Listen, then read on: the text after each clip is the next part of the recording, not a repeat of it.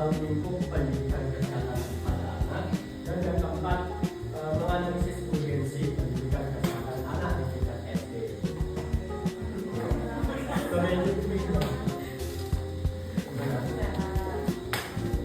Ya intinya kita mengajarkan memberi pemahaman untuk PLS, pola hidup, jadi apa? Bersih dan sehat. Nah, ini ya seputar itu ya. Oke, menjaga kesehatan diri dan nah, pendidikan kesehatan anak ini kita berikan tidak hanya memberitahu apa yang harus dilakukan, tapi membantu anak memahami alasan dibalik perilaku sehat. Misalnya,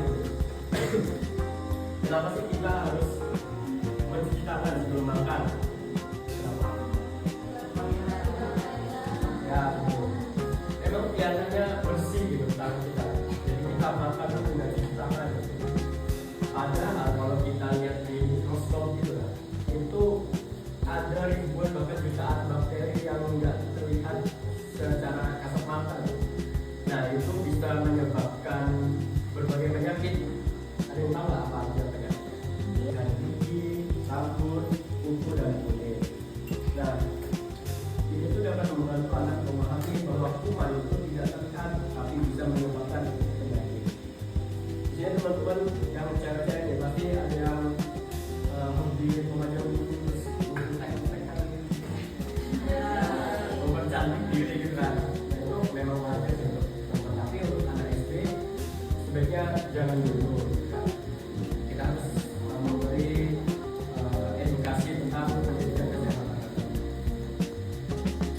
Lalu yang selanjutnya gizi dan makanan.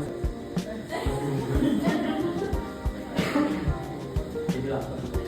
Nah, pernah pakai nasi nggak kalian? Enggak pernah.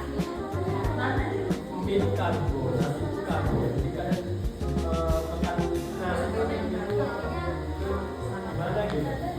Minimal kalau kalian makan itu harus ada lauknya lah. Misal telur atau ayam, kalau itu dibandingkan itu oke. Terus menghindari junk food. Junk food itu apa sih? Ada. Itu kan bagus, maksudnya ada sayur-sayurnya, ada kenapa tidak sehat. Ternyata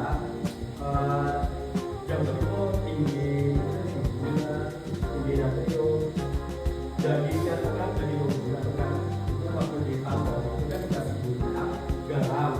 Nah ini dikasih lagi saus tomat dan tomat itu ya natrium. Jadi satu itu tinggi kalori, tinggi natrium, tinggi gula, nah itu kurang.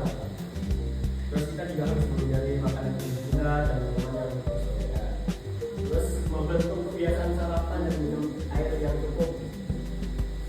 Jadi teman-teman semua sangat disarankan setelah bangun tidur itu minum air yang cukup. Ada teknik relaksasi sederhana. Program pemerintah seperti UKS, PHBS dan juga sekolah sehat. Di sekolah lain ada UKS ya? Ada.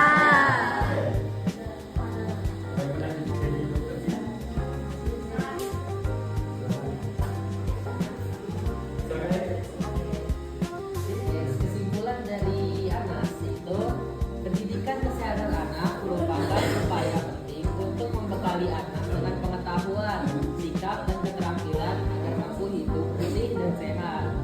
Melalui tujuan yang terarah, ruang lingkup yang mencakup kebersihan diri, gizi lingkungan, serta kesehatan mental agar dapat memahami cara menjaga dirinya dan lingkungannya dengan baik.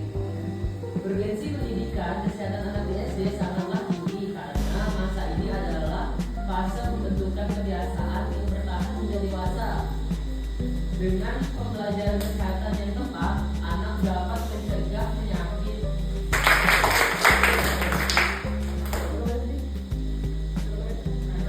Belajar apa yang kamu pelajari?